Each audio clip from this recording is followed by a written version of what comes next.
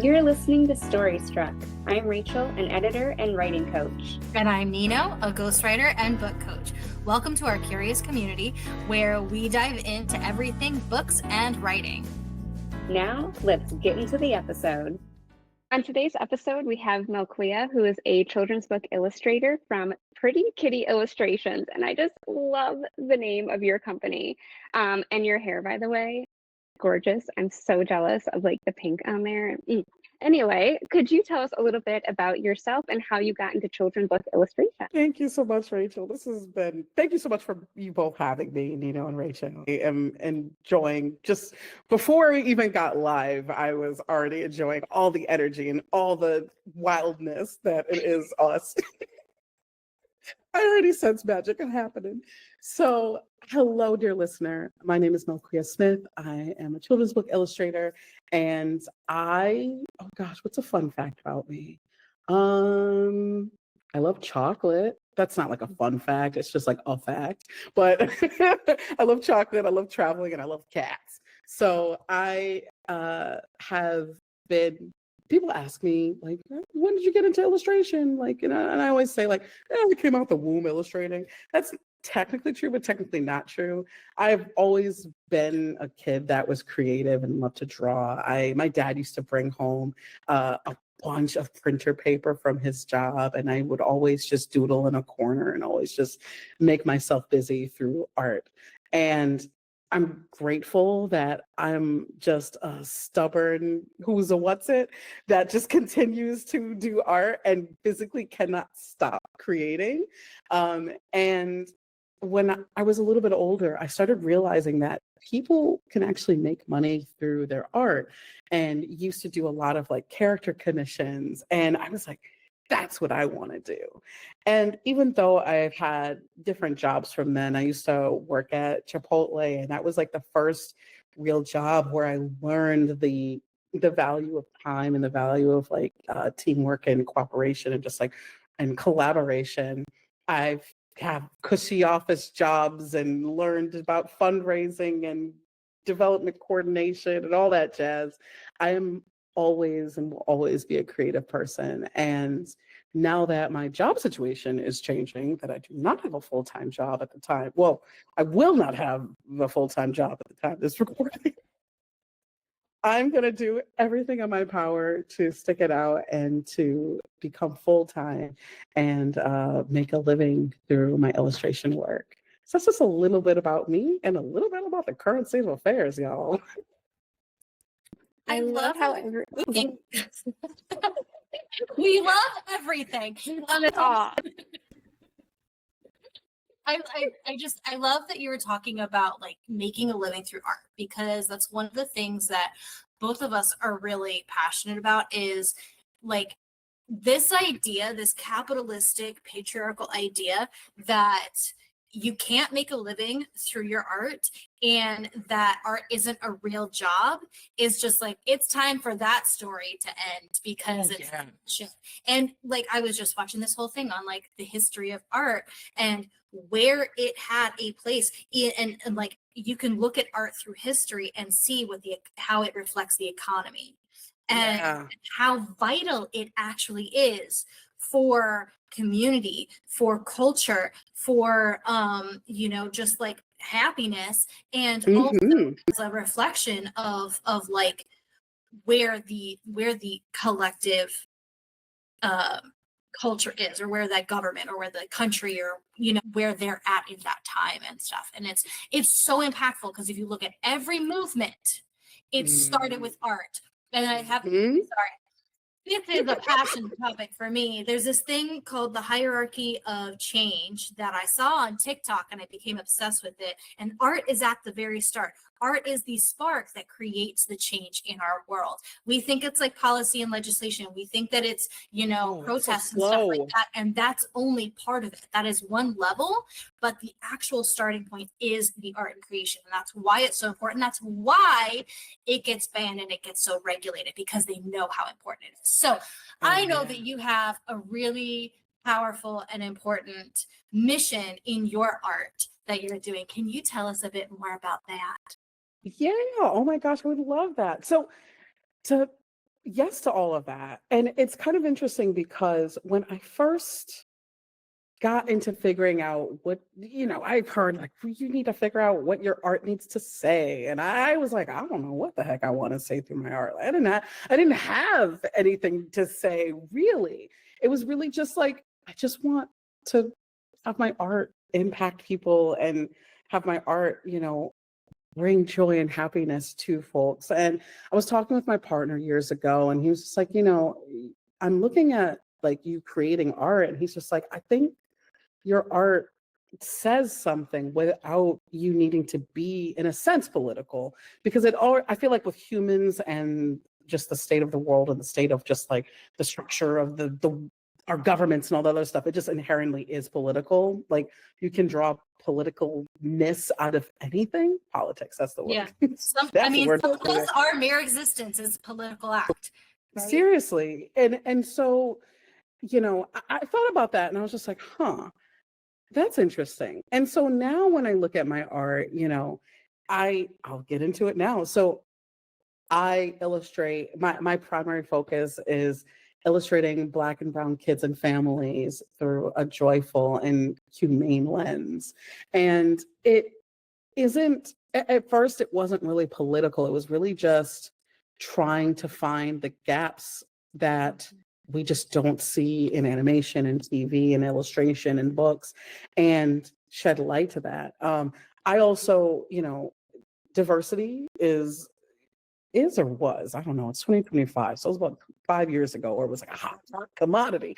And it used to be, at first it was like, oh, okay, diversity in skin tone.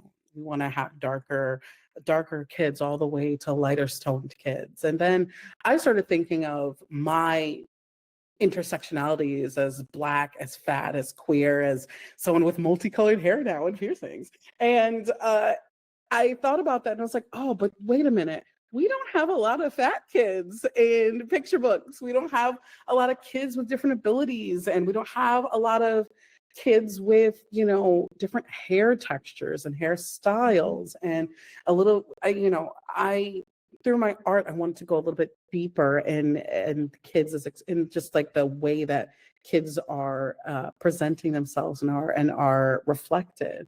And so far, that has been a great thing with my illustration work, But when I create art, I think about, sometimes I create art for fun, and sometimes I create art in a sense for my business. But when I'm doing it for the business side of things, I think about what is missing and what needs to be shown more. So, cornrows or locks or long braids, long colorful braids.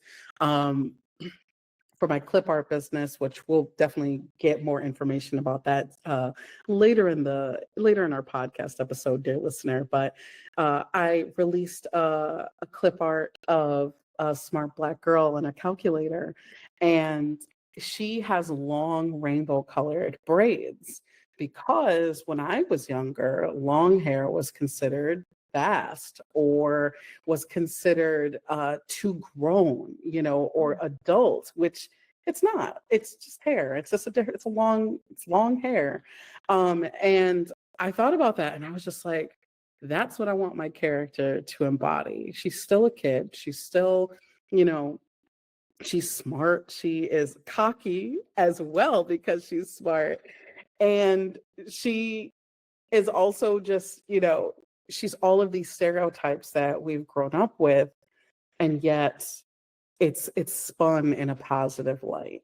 And that was something that I wanted to incorporate. And sometimes I just do art just for fun. So it's like, oh, it's cute if they had a little dimple, or it's cute if they had like extra curly hair. Not everything has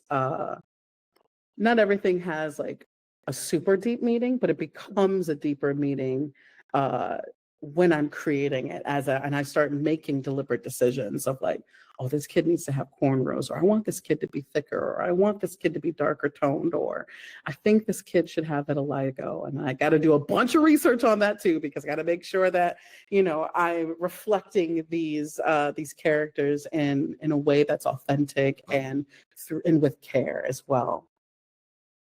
That is so beautiful and powerful. And I love seeing that diversity in there and how you mentioned too that it goes beyond skin tone. We want to see different body shapes, different things like Yes. that. I worked with children with developmental disabilities and like reading books with them, like, you know, they didn't necessarily have like someone in a wheelchair, someone who has autism or like different things like that in there. And you know, there was kind of like a little bit of a disconnect sometimes for them of not being able to see themselves in the stories and things Hmm. like that. So I think that is beautiful. And how you were talking about, you know, your character creation of like, you know, the girl with the rainbow hair, like that makes me think of, you know, a writer as well, where you are being very intentional and you're creating like this backstory for your character. It's not just, oh, I'm going to draw a girl with rainbow hair. You're like, pulling on your history and your experiences, things like that.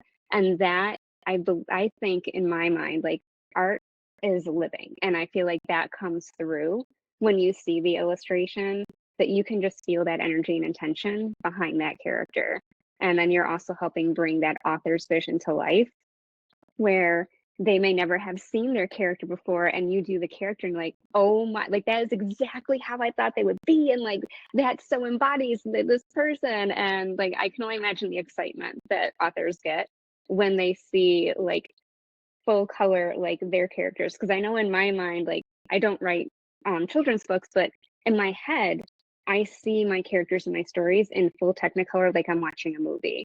And Yeah. like if I had like an art of them in front of me, I would just like squeal like a little kid and be so excited. I love that so much. It's when I design characters for picture books, even though the picture book itself is a flat medium where I'm illustrating usually a single illustration for each page, sometimes multiples. But I also imagine the characters in full Technicolor, and also with my animation background of just being obsessed with animation and just being being obsessed with the animation industry, I imagine my characters frame by frame. How do they move? How do they talk? How do they interact with their environment? What makes them excited? What's their favorite foods? It's a full discovery process when I'm thinking about and creating the characters of a picture book. Oh, I love that full discovery process because Mhm. I talk to people about, channeling their writing and, in there's different interpretations of it. My interpretation of channeling your writing is like identifying is actually like bringing in that full energy of that being as if they exist in another dimension, right? Oh, And that's nice. right, and so you're actually like feeling out this whole person. And I think that when you're doing that in your art, whether it's in a book or whether it's in a painting or whatever, when you're pulling in this entire essence of somebody down to what their weird quirk is and what their favorite food is, and little things like that, it makes that art more visceral. It makes it Yes. more, like they're just more living that way. And that is how I think that we make art that really creates massive change. And sometimes that massive change starts as that little girl seeing a smart Black girl on the page and seeing herself in that kid. Right. Yeah. Being like, I might be the only smart Black girl in my class, but I'm not the only one who exists because look at her on the page. And Yes. that makes so much impact in the world. I'm obviously really passionate about this topic because inclusion is so important. It's Yeah. so on so many levels, of just seeing people who are not just this cookie cutter version that we see in everything. Yes. I would love to know, because like I think about like, when was the first time as a kid I saw a character in something animated, usually, right? Uh-huh. That I was just like, oh, that person is me. What was that for you? Was there a character in a book or in a movie or anything that you're just like, I feel seen? You know what's crazy? Um, so uh I have I have always, as a kid, I always identified as like an animal. Thought of myself as like a cat. But it's so interesting. So first time I felt like I was a character, or I was like reflected in a character. Do you know the Disney movie Onward? There's a Manticore Yes. character that I'm like, oh, that's Steve or Die Manticore. And I was like, that's That is not So what I fun. expected to hear. you want wings and I want big paws and claws and I want to roar. Like that's like how I feel. That's awesome. It embodied that energy and that soul and spirit. And I think that's so fun because there are a lot of children's books out there, right, that are animals. A lot of animated things that are animals, but we can still see that personality and that core in us. So that is so fun. Oh my goodness. Well, I think that's too, like, you know, a lot of kids who don't fit the general aesthetic or like look of who we see in characters, right?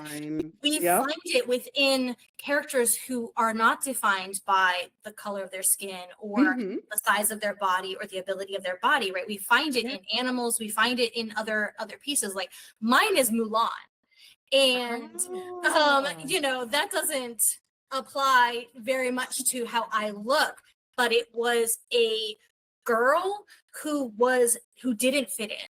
She like related more with like what it was to be more masculine at the time, right? She was bold, she was brave, and she was willing to do whatever for her family, and like there was so many aspects of her. And then also the feeling like, you know, that the song Reflection, the amount of times I have cried to that dang song, just feeling so dang seen,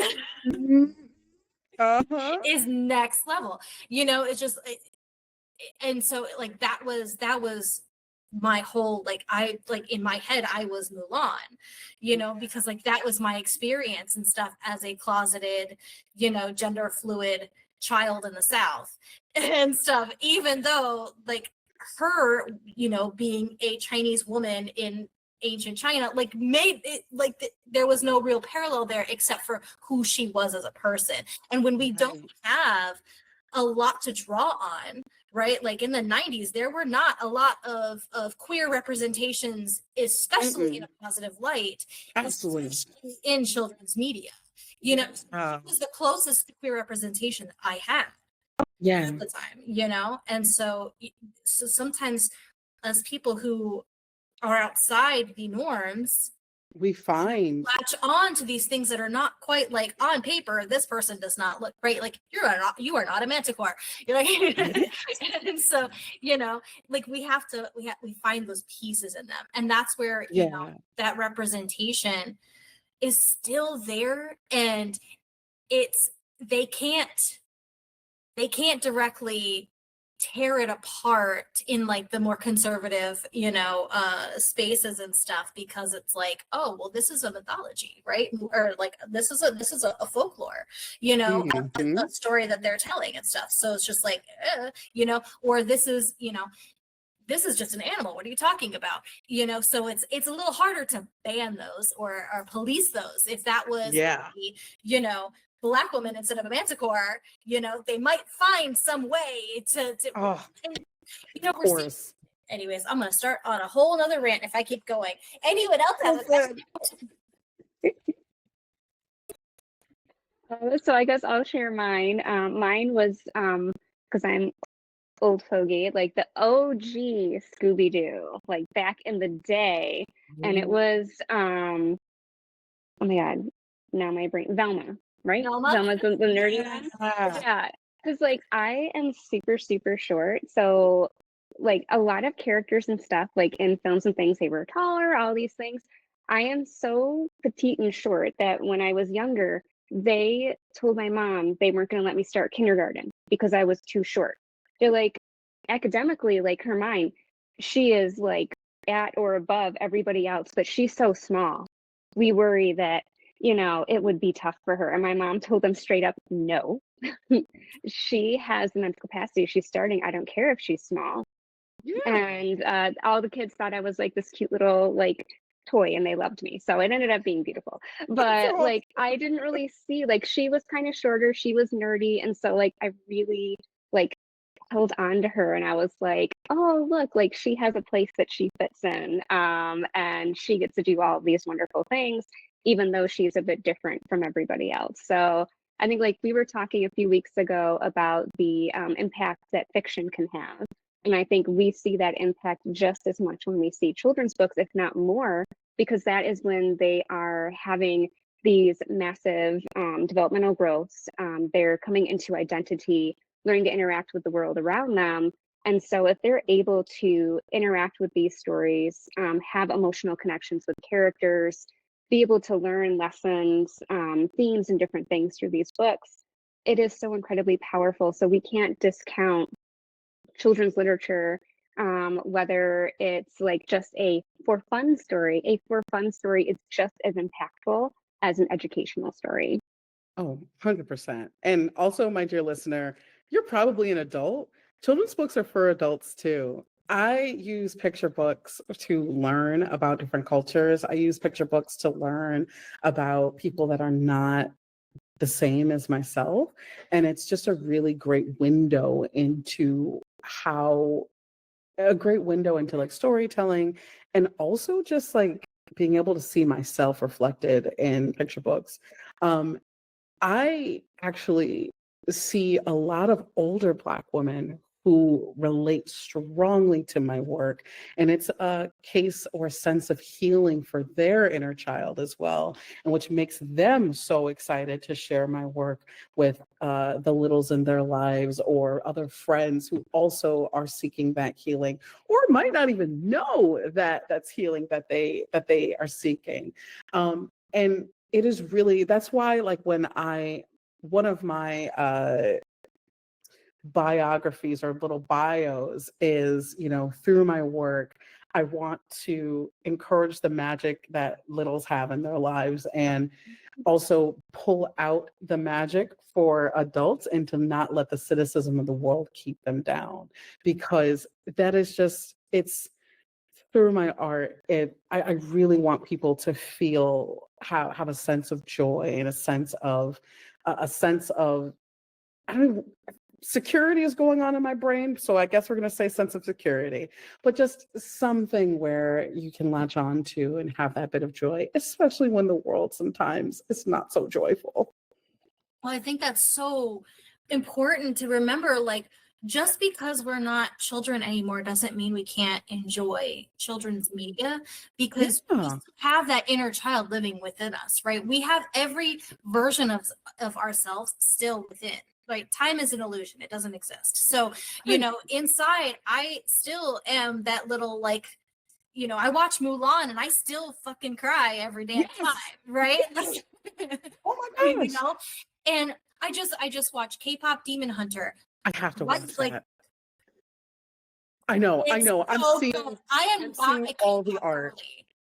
I am not a K-pop girly, and I'm obsessed. I'm like, I tell my son, I'm like, we have to watch K-pop Demon Hunter again. And he's like, we just watched it last night. And I'm like, I And know. It's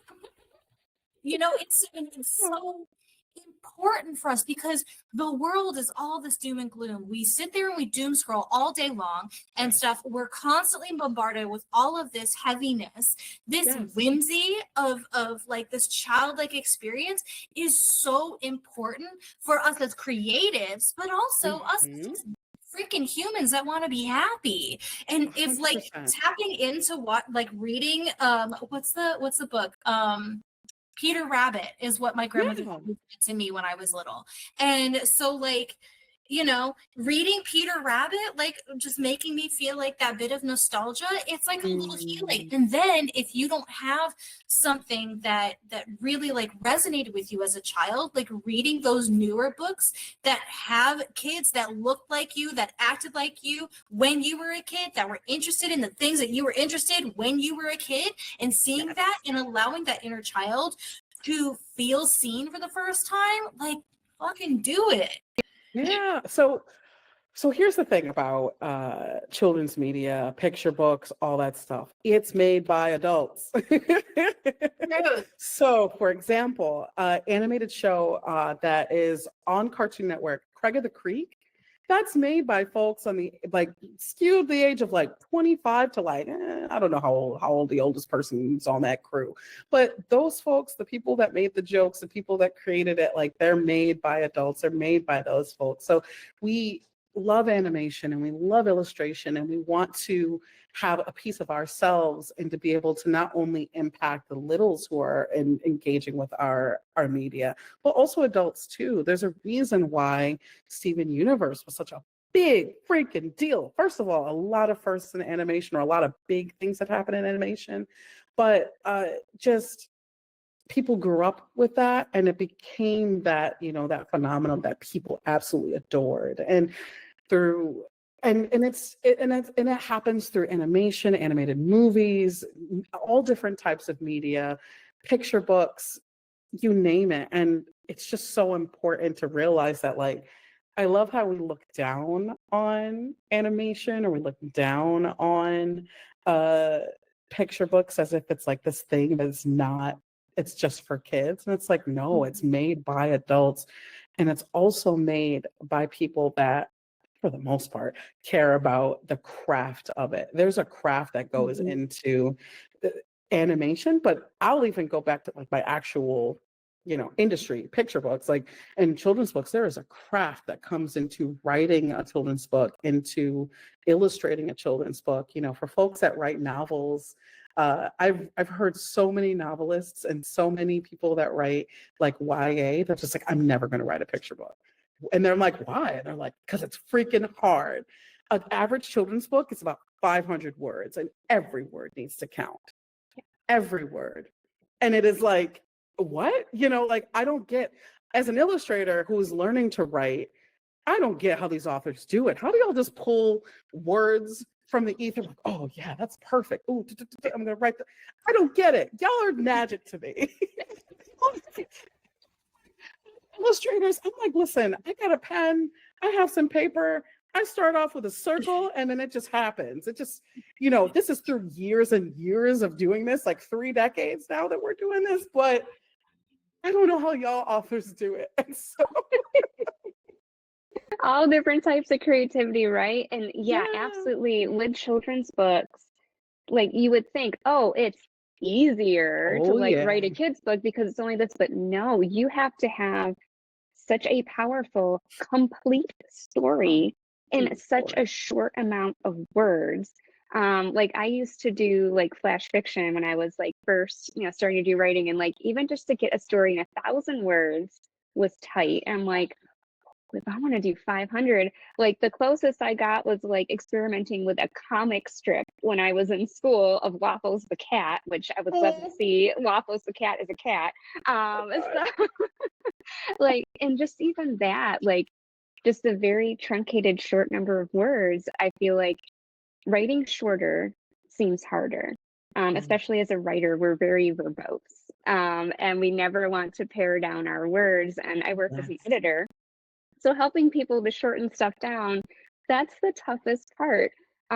So like children's book writers, they absolutely fascinate me. And then like having them handed off to someone like you, and like you are bringing their vision to life. I just think that is so magical. Could you tell us a little bit about that process of what it's like when someone reaches out to you? Yeah, so it's interesting because with a picture book, that in the name, like a picture book, so there's like the writing aspect of that. And when someone hands off their manuscript to me, it is up to my interpretation of the story that's being told. And I'm able, like, with a manuscript that has enough room for an illustrator to be able to, bring their vision into it to create. It's like one separate part and one separate part. So the one separate part is like the author's side of it. The other separate part is the illustrator side of it. And then together, there's a even more cohesive, even more elevated story together. So there's 2 different ways that it can go about. It's either I'm working with a publisher or I'm working with a self-published author. So Publisher, I'm usually in contact with an art director. They actually keep the author and the illustrator separate. The author speaks with an editor and they work on the manuscript part of it.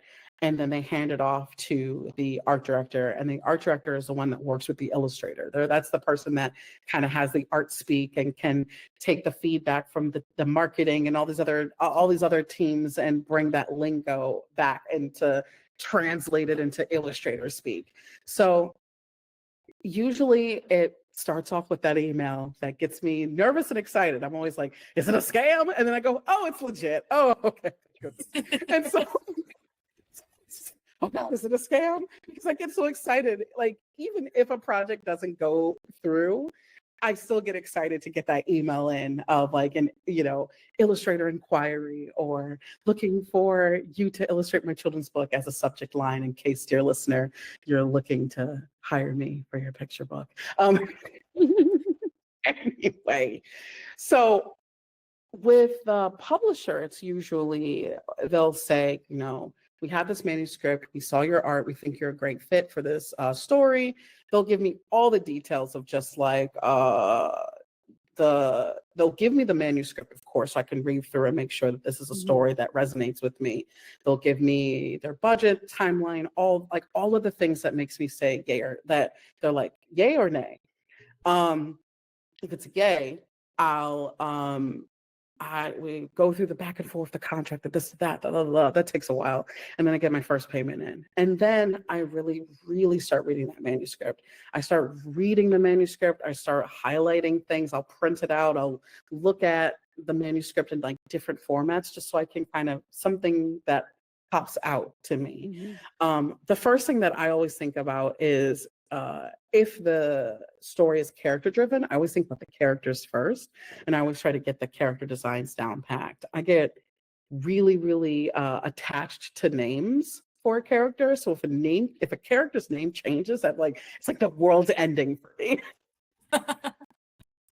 So I'll work on designing the characters and figuring out how they move in 3D space. And I, as a person who's like obsessed with animation, I think about how do they move through space? How do they walk? How do they talk? How do elements how do they interact with their environment?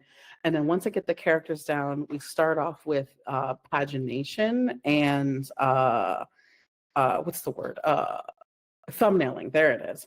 So sometimes the publisher already has the story paginated, or sometimes the art director, the editor, whoever that's like in charge of that paginates the story. And in case you're not aware, my dear listener, pagination is just taking your manuscript or your words and breaking them down into each page. So you'll have, in the way that there's an art to pagination too. And the reason why you do that is to encourage the reader to turn the page to continue the story.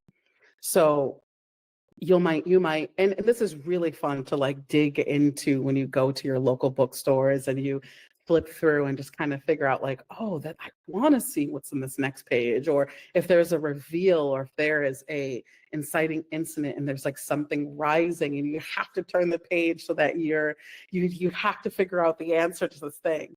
So we have the pagination, and then we also do thumbnailing. And thumbnailing is just the most tiniest, roughest little doodly doodles, just so you can see the composition of what the illustrations look like on the page. For my self-published folks, this is really, really important for you to know who you're printing with and what size you want your book to be final size, so that the illustrator can go back and say, okay, if you're publishing through Amazon KDP and it's this certain size, the website will tell you need this amount of room for bleed and this amount of room for your gutter and all this other stuff.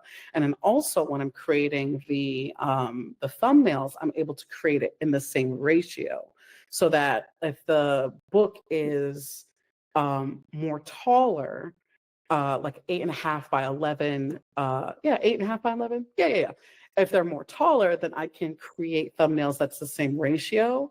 So that I know what the final thing is going to look like. So we do the thumbnails and all that good stuff. And then we get into the rough sketches. And we're like, all right, let's get the rough sketches. And these are also, to me, very crude, rude, rough sketches, blobs of characters. We're not even getting into details yet. We just want to have like a bigger sense of what does this look like. Then we start getting into the details. This is like 2 to 3 passes of just adding more detail, adding more detail. Now the characters are actually starting to look like characters. Now the characters are starting to look on model as in the animation world, in the animation sense, which is just like, does this character actually physically look like the character? Is the leg the same shape? Is the eyes the same, same width, all that stuff. That's a lot of like technical details. Then we start getting into inking phase. That's where we start defining and having final decisions of like, this is what the hair texture looks like. This is what the fingernails, if there's fingernails, this is what the eye, we got glasses for this character. And it's just like inks or lines. Then I start thinking about the color phase. Color, I also use in an animation sense of just like colors used in storytelling. So let's say there's like a scene where it's really intense and the character is really upset. I might use more vibrant, dynamic colors, maybe some reds or some stark yellows, or maybe even colors that vibrate with each other, which is like a bright orange and a bright blue, just to add that dynamism into it. Or if you have like a scene where the character withdraws within themselves, and you might want to use quieter tones, such as like very pastels that are that have less color in them, that's a little bit more grayscale. Or you might have a scene where there's like a magical festival that's happening, and I want to use a lot of bright color. So before I get into the details of it, I lay out all of those thumbnails, and I do like a color, what is it called? A color script. There it is. It's called a color script. And basically, it's just telling the story throughout color. And then once we have that approved and everything's good, we're like, yeah, we got it. Then we start getting into the flat colors. That's just like making sure that the flat colors are on there. And then I do rendering. And that's usually it depends. Sometimes it'll take the longest amount of time. Sometimes the sketching and the composition part is the longest amount of time. Just depends on the story. And then that's where my favorite part happens. And it's a long, long journey until that. I do all the details, the little, like the eye shine, the hair textures, all of that fun stuff happens. Depending on the publisher, sometimes the cover's done first, but I think it's better when the cover is done last, even though I'm exhausted by that time, because by then I already have lived with this character. I can draw this character in my sleep. I've already made like 3D models of the character too, just to make sure I can turn them in space and figure out like what they look like. And interestingly enough, the book that I illustrated called The Biggest Gift of All, that's written by Luda Gogolushko and published by Includus Press. The character, Tasha, had these big old space buns. And it was so tough to imagine that in space, and to imagine if she turned her head this way or turned her head up or turned her head down, what do those space buns look like in perspective? And I was like, I don't know. I don't know what's going on here. So I literally had to take clay and model her face and like sculpt her face and sculpt so I could turn her in and understand what the heck actually happens in space. Because there was a disconnect in my brain. I was like, I don't understand this. So sometimes I'll do that as well, where I'll create 3D models of the characters so I can understand what the heck they actually look like. So then we got the cover that's happening.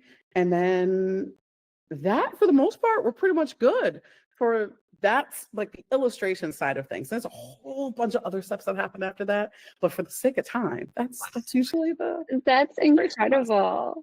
And I know, speaking of time, we're wrapping up towards the end of our call here. And we didn't even get to talk about I know, we got to have you come back again. Would you like to share anything as far as like how people can get in touch with you? Are you actively available for illustration projects at the moment? Yes. So you can find me at prettykittypaintings.com. That is my website, and my email list is also on there. So you can get some really fun, just behind the scenes stuff that I usually don't post on social media. I am open for book projects. And when you're on my email list, I will let folks know when I'm available for book projects. For illustrated projects, it usually takes on average about 7 to 9 months of illustration work. So it takes a long time to get a book project done. But when it's finished and you see that final product in your hands, it's amazing.